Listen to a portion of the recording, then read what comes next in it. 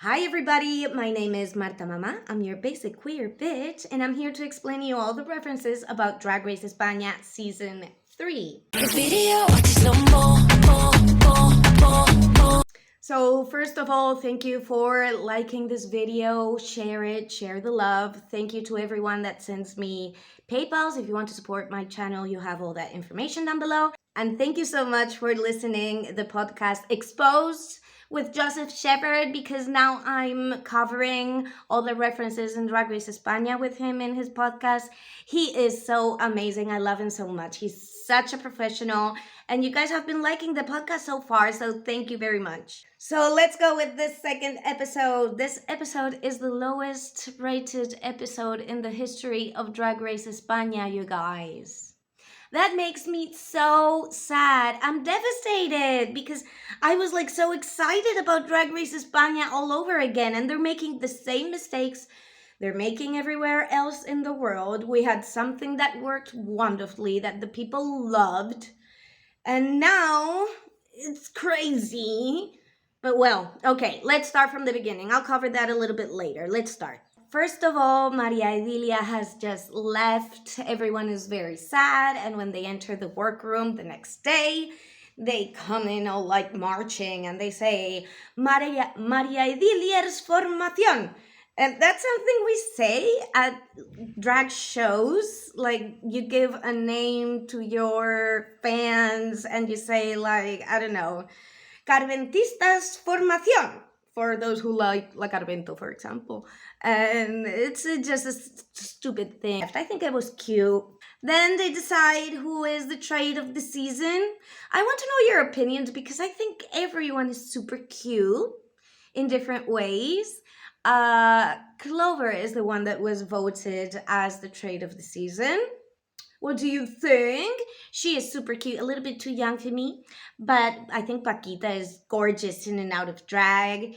And I think, like, no one is saying Vania, Vainilla, but she has, like, something. Maybe because I'm, like, an old person and I like older people. But she has, like, a little something, doesn't she? Then we get into the mini challenge.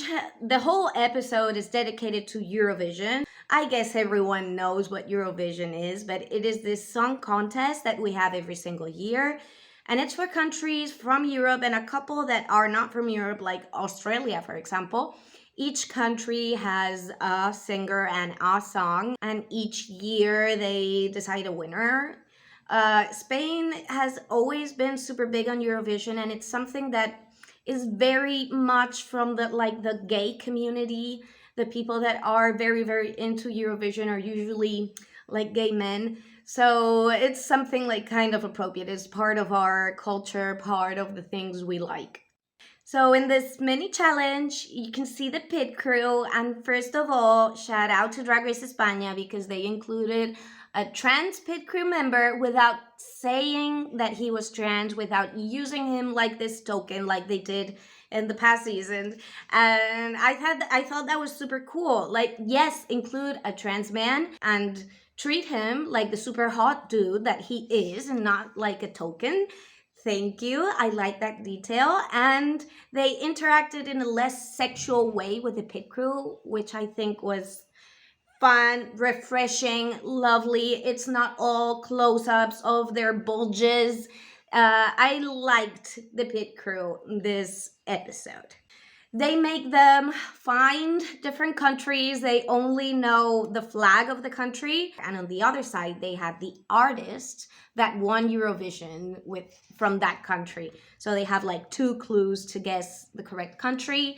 And then they do some questions, whatever. Macarena is the winner for the mini challenge. So she gets to choose who will the other captain be, and they choose the teams between both of them.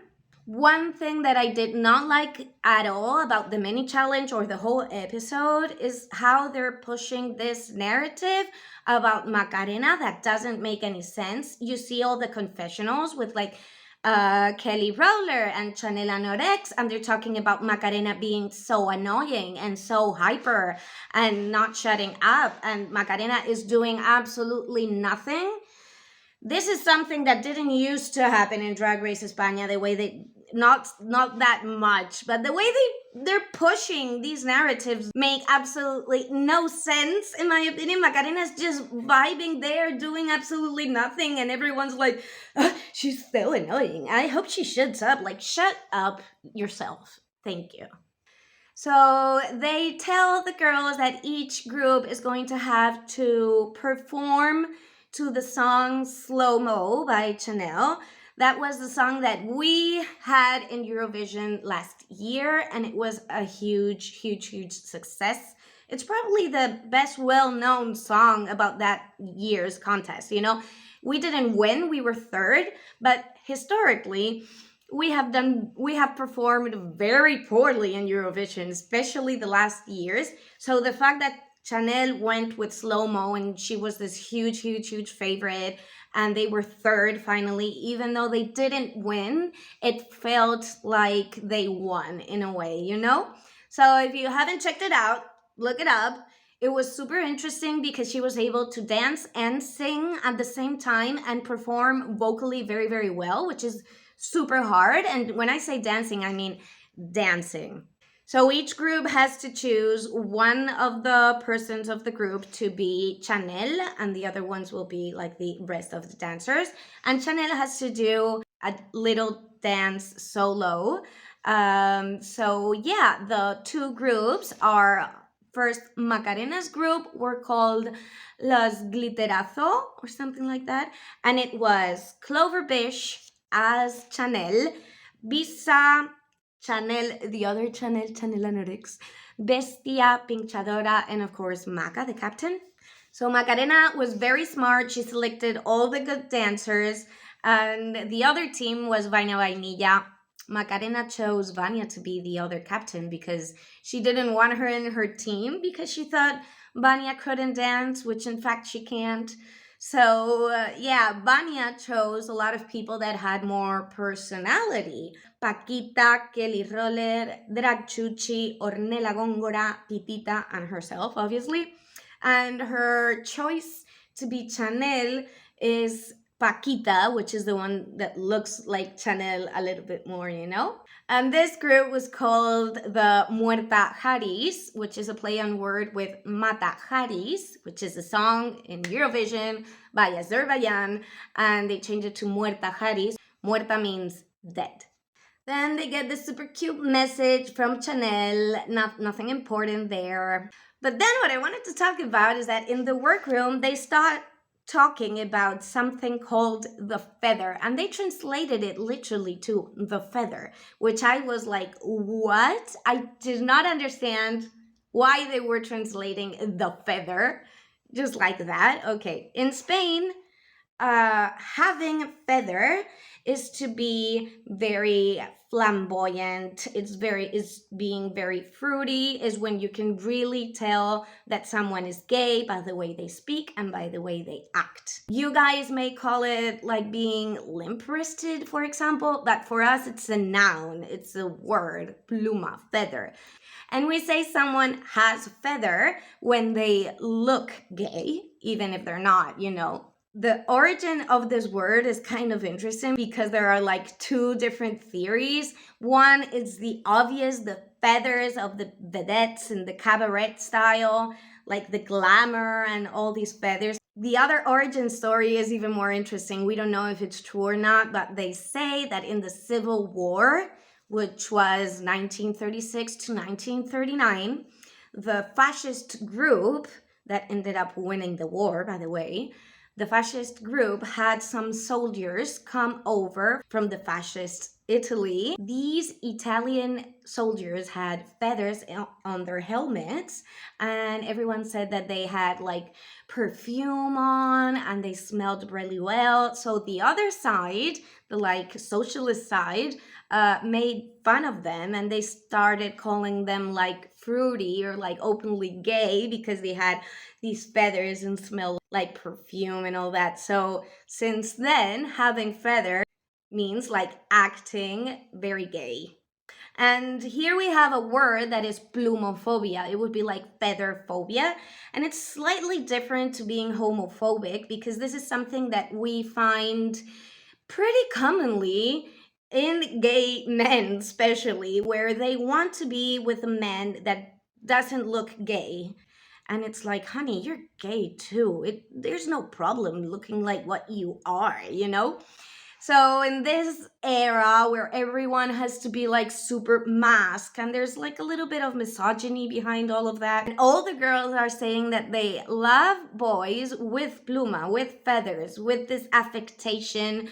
They like boys that are limp-wristed, that speak in their high voice, and they're unapologetically gay, and they find that super, super sexy. So I'm very glad they had that conversation because it's something that's very common in the LGBT community.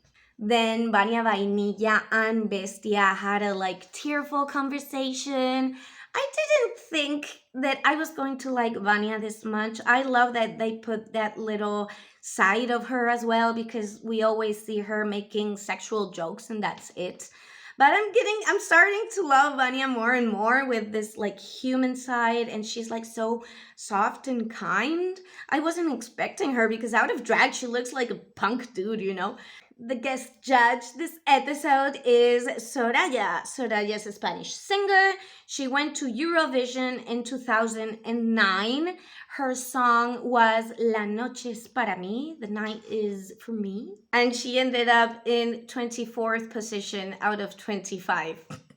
I'm gonna tell you everything we're talking about here in Spain. Soraya is a person that has made some very unfortunate comments. She was on an interview on TV and she had the unfortunate idea of saying that the BTS K-pop group were just a bunch of chinos maricas.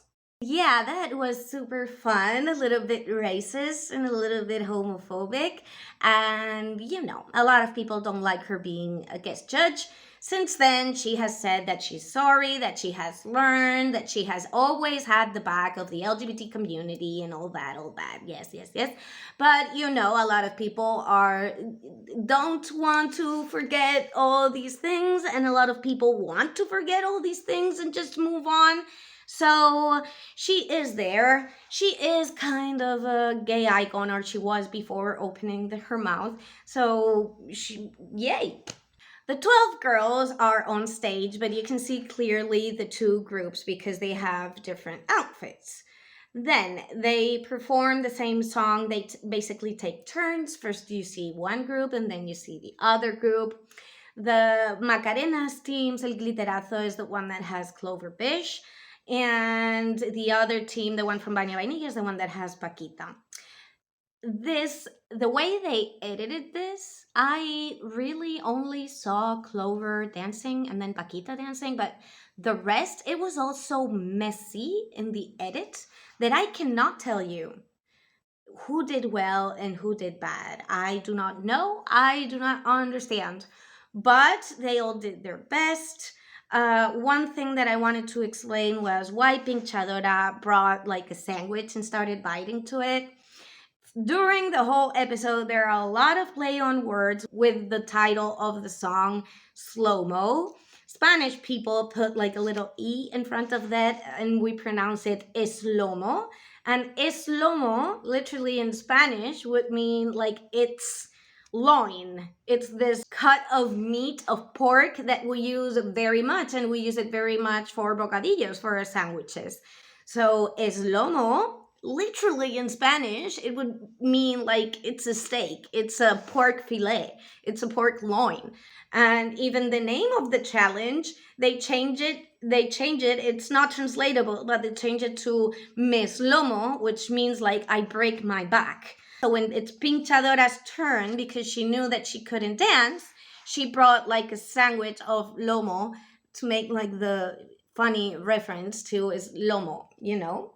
Does this make any sense? Because it's super difficult to explain. For the rest of the contestants, Clover Bish did an amazing job learning this choreography, which is super, super, super difficult. If you haven't seen the original one, go and take a look. They changed a couple of things to make it even more difficult, and the whole group performed really well. With the other group, Pakita understood that she could not beat cloverfish at being Chanel. Like, they're both women dancers, Cuban. They're basically the same person. So she went out and danced. She played Pakita. She was herself dancing. It was a little bit underwhelming after seeing Clover, and especially because she was like looking to the back all the time. When you're performing, you can never give your back to the audience, to the judges. You always have to be facing forward. If you turn, it should be something quick. You should never lose like eye contact with the judges. But you know, Paquita's not a dancer, so they tried to do a little more comedic flamenco thing. About how it was judged, we'll wait a little bit for that because I have a lot to say, but we're gonna go with the runway first, okay? The runway is to recreate a Eurovision look. First up, we have Pink Chadora. Who is recreating this look of Rodolfo Chikilicuatre. In order to explain you who Rodolfo Chikilicuatre is, I'm going to explain you the whole history of Spain in Eurovision, okay? So Spain started participated in Eurovision in 1961, and actually in 68 and 69 they won 2 years in a row. Spain was one of these big forces in Eurovision, let's say, and since then we were kind of okay in Eurovision until like the 90s, and then we started being terrible. Then we had a couple of good years, then we were terrible again, and then a couple of good years. In 2001, people were super disenfranchised with Eurovision again, and we wanted to make Eurovision great again and win again. And so people on TV had an idea. They created a singing reality show that was called Operación Triunfo, Operation Success. And it was like American Idol, but it was even more a reality show, you know? You could really see them live together, falling in love to each other, crying all the time. It wasn't just about the singing. And the winner of that reality show was going to be the one that went to Eurovision the next year. We had pretty good results for a couple of years, but then they stopped that method and it started going terribly again. We started having like last position. So in 2008, in order to try to make people excited about Eurovision, because Eurovision used to be something very big. The day of Eurovision, you would see no one in the streets, no one driving, no cars outside. It was like a big finale for the World Cup. Like everyone was watching and people were very disenfranchised. So in 2008, you know, social media, the internet, we were getting more used to all these things. And they decided that they were going to do like a kind of a contest on MySpace where everyone could submit an application to be the next contestant to go to, I was going to say Drag Race, to go to Eurovision. Here comes Rodolfo Chikilicuatre. Rodolfo Chikilicuatre is not a real person. He was a character from a sketch in one of our late night shows. So imagine that in Jimmy Fallon, they did a comedic skit, or in SNL or whatever, and they have a character. And that character, since it's like open casting, just submits his stupid song to Eurovision and people start voting for them. And he ends up being one of the finalists. And since people voted online and everyone was so disenfranchised with Eurovision, people started trolling quite a bit, and we all voted massively for Roberto Chikilicuatre, who is not a real singer, who did not do a real song. He was a comedian in a skit for a late night show, Buenamente. So that in 2008, this like troll act went to Eurovision. He went with like some dancers. One of the dancers was Buenafuente's wife. Buenafuente's like the Jimmy Fallon, like the late night guy. It was his wife, who was also a comedian, and she was one of the dancers. It was crazy. They were all doing all these trolling skits. It was a non-stop comedic act. When they would interview Chikilicuatre, like right before Eurovision or whatever, the dancers would be in the background, like vomiting into some place. Like they were doing their most. And the dancers, during the song, they were supposed to like fall many times and make like they're super clumsy, and it was like a whole comedic scene, but it was really Spain trolling everyone, explaining that we didn't like all the bullshit about Eurovision anymore because it was not great anymore. We were always last, so we didn't care. Rodolfo Chikilicuatre dressed with like an Elvis toupee, and he had a little toy guitar that was super stupid. The song was super stupid, but it was such a pop culture moment. I just love when countries do that and we decide to troll all together, you know? So Pink Chadora's look is kind of on point. She's mixing two things because the hair is not Chikilicuatre. The hair is actually from the dancers. Rodolfo Chikilicuatre's look, but on steroids. And the little guitar was even more stupid. Like Chikilicuatre's guitar was way more stupid. She has like a actual guitars. There was no rhyme or reason for when she just turns around and she shows that she has no battery and then she has to leave. I didn't understand if there was a reason for that. I think it was just like being comedic in that moment. Next up is the Macarena, who is recreating one of the most hated looks in Eurovision history, which is this look from Nina in 1989. Nina was the singer with this huge hair, but this dress was ugly even for 1989. Nina was 6th in Eurovision, so kind of a good position. We were still doing good around that time. And the song was called Nacida para Amar, Born to Love. And there were a couple curious things because as I explained about this singing reality TV show that we had to select who was going to go to Eurovision next year, well, the director of that academy was Nina. She was one of the coaches and she was basically the boss of Operación Triunfo. Then Drag Chuchi chose La Década Prodigiosa, which was a group that went to Eurovision in 1988. And it was a group of a lot of people, but the singers that went and sang were basically 4. Drag Chuchi tried to make a look where they had all the 4 looks in one, and that is kind of difficult, and she wasn't very successful on it, but yeah. If anyone is curious, La Década Prodigiosa, made in Spain, was 11th on Eurovision.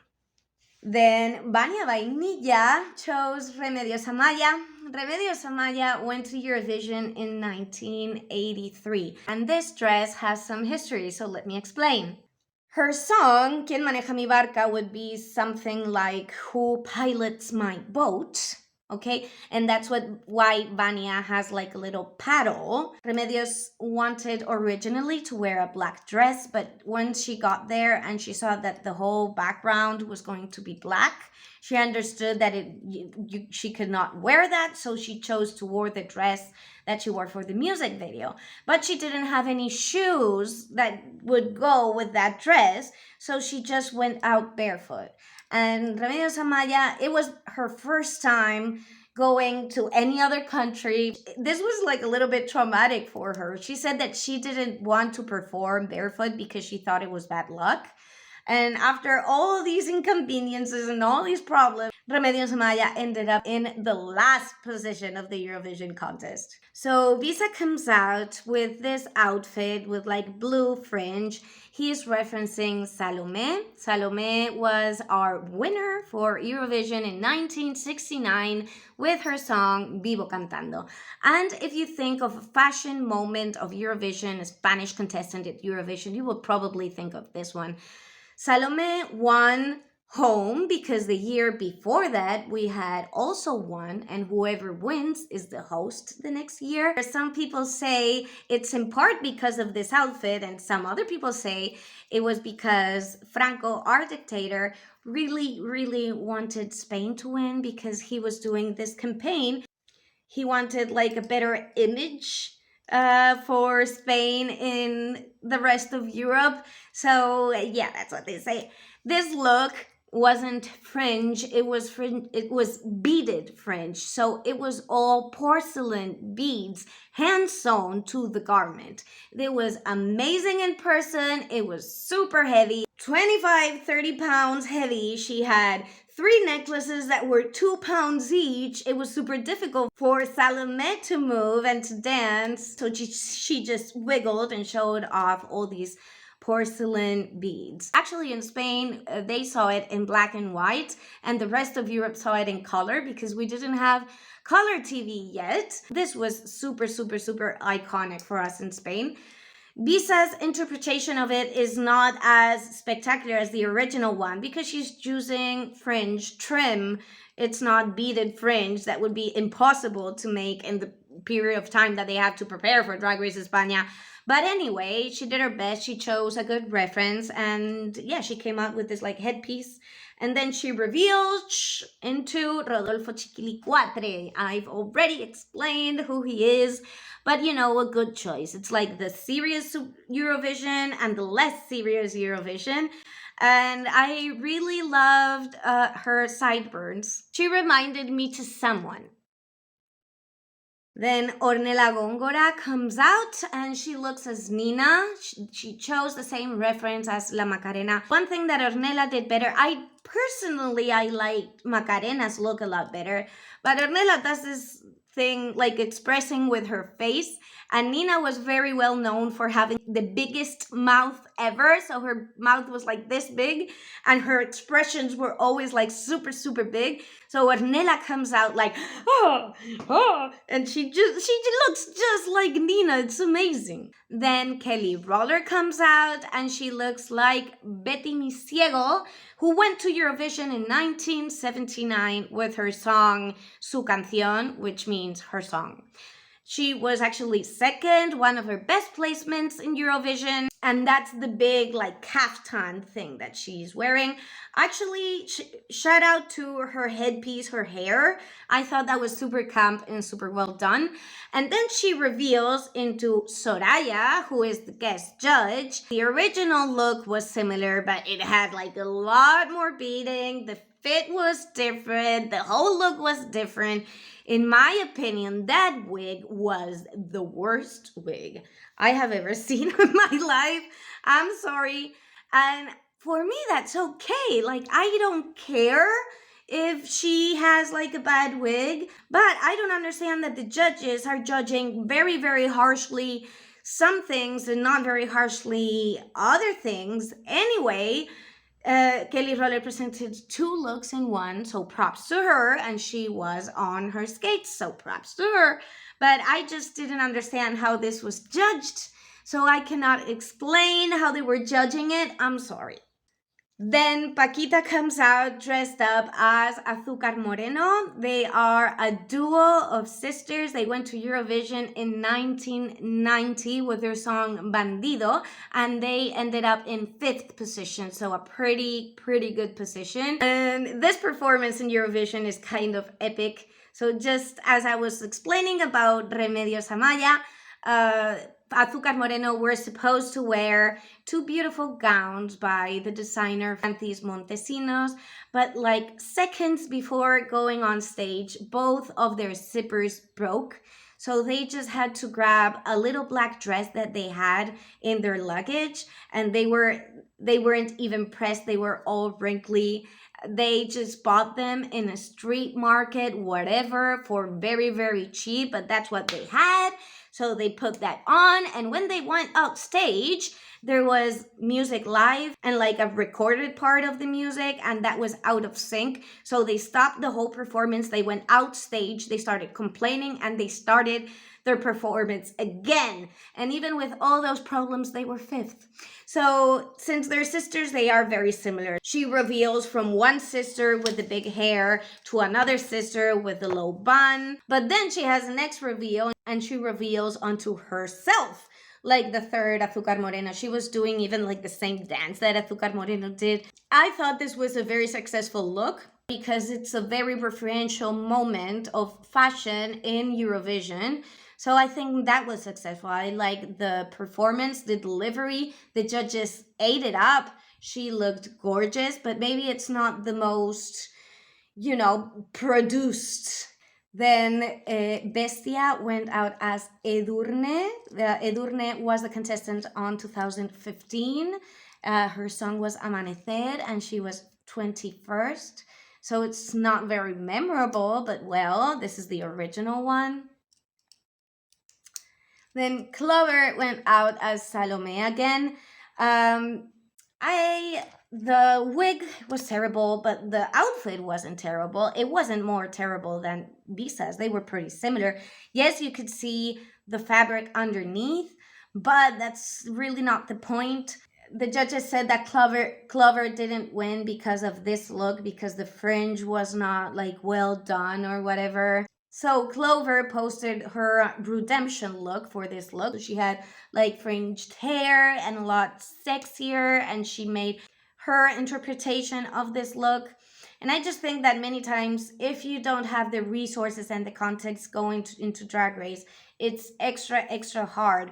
You guys have to consider that these girls had like 3 weeks to prepare 20 looks. So it's kind of difficult having always like the best of the best of the best ideas, of the best reference, of the best quality, of the best fit, of the best. It's super difficult. Then Chanel Anorex went out as Ruth Lorenzo, who was our Spanish representative in 2014. We ended up 10th, which was one of the best positions we've been in the longest time, and her song was Dancing in the Rain. During Ruth Lorenzo's performance in Eurovision, they had this effect with LED lights that it looked like it was raining.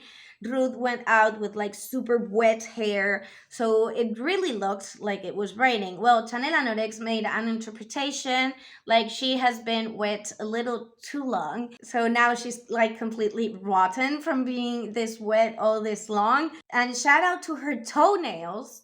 This is dedication. She even says that she did whatever she wanted with this category, but I think that this look was very successful. I don't like how she's acting as a contestant, but I like her ideas with the looks. By the way, Chanel has said online that every comment that she makes in like the confessionals and all that, she is obviously just joking. She's just saying it to make good TV. But there's no ill will, and she's just trying to make good TV. Honestly, I don't care about good TV. I think you can have very good TV with like honest conversations and honest love and honest reads as well. But well, I don't know. And then Pitita comes out with this amazing look. She was referencing a look by Lydia, who honestly, I don't even know who Lydia is. I remember this look vaguely, but I could not tell you the name of Lydia's song or whatever. I think that year we were last in Eurovision. Lydia had never had this style, but this dress was from the designer Agatha Ruiz de la Prada. Agatha Ruiz de la Prada was referenced by Jurigi last year in this look, and she was a very campy, well-known designer in Spain. The production for Eurovision is our national TV network. They decided for her to wear this dress, and it was so severely criticized. It's like the worst Eurovision look since Nina, let's say. They're the two like ugliest dresses that we would remember in our pop culture. But Pitita takes this and makes it into the most gorgeous silhouette, like this classic Dior silhouette from the 50s. I think it was so amazing with the big heart here. She takes this very campy designer and teaches her how a silhouette works. I think this was an amazing look for Pitita. Okay, so let's talk a little bit about the judges, because I'm not understanding. I do understand that Clover Bish won. Then they decide that Clover Bish isn't going to win because her look was a disaster, which I don't agree with. And then the winner is Pinchadora. Pinchadora didn't do as amazing as Clover in the challenge. Her look wasn't a lot better than Clover, so everyone is saying that Clover was robbed, that Clover deserved winning. And yes, I agree, Clover was robbed, she deserved winning, but Pinchadora also did an amazing job. And I think it's kind of disrespectful that a queen that does super well, that wins the challenge that week against everybody's expectations, and then everyone else says that you didn't deserve it. That's why I always say that on Drag Race, you always want to be the robbed queen. You don't want to be the queen that wins and everyone says that you didn't deserve it. So please respect and appreciate Pink Chadora, and please appreciate and respect Bestiah last week. Remember that this is not about who wins every week. This is a long run. This is about her careers afterwards, and it's not that important who wins or who loses. It's not the point. But this thing with the judges, they are being super harsh on the looks. I truly appreciate when they say, like, that wig looks terrible, you can really improve this or that. Or for example, when they give Pitita some advice, Pitita says, thank you so much, because it's the first time that I have cameras filming me and I didn't know how my makeup looked. I think that's amazing. That's very awesome. But the way they are judging doesn't make any sense. And as I said before, this is the worst rated episode in Drag Race history, and it is because of the judges. It doesn't make sense. This year they changed the director and the sub-director of Drag Race España, because our previous director went to Drag Race Mexico or something like that, to another franchise. So now we have new people ahead of Drag Race España, and I'm kind of feeling like this is a choice by the production of the team to be a little bit harsher, to create a little bit of controversy. They want the villain of the season to be the judges. I guess that they know more about TV than I do, but Drag Race España was the best rated franchise from any franchise of Drag Race, including US. And everyone loved it without all this bullshit. So even though I don't care who wins or loses, it doesn't make sense that you're saying that Kelly Roller's wig was amazing, that Clover Bish, they didn't even say anything about the wig and it was the worst part of the outfit. But then they criticized Chuchi on the outfit she was wearing in the challenge, even though that's an outfit that they gave her. It's not an outfit that she had to bring. So they're being like a little bit, it doesn't really make sense how they're judging any of that. And you can see that the judges are just like being a little bit disrespectful, in my opinion, with the faces and all that. So I'm just going to explain exactly how I feel. I'm going to quote a good friend of this channel, Marion. Marion says, do you know what's missing this year from the judges for me? Genuinity, free spirits, and childlike approach to drag, being amazed by the simplest thing. The judges are in love with drag, we know it, so I wish they were still talking like fans and not producers.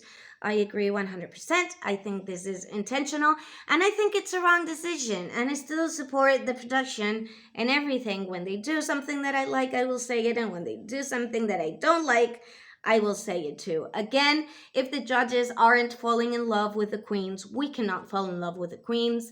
Again, we have seen people not being too sophisticated in the previous seasons of Drag Race España, like Samantha Valentine's, like Poopy Poison, and the judges loved them. They didn't care about like specific wigs or I can really see your panties under.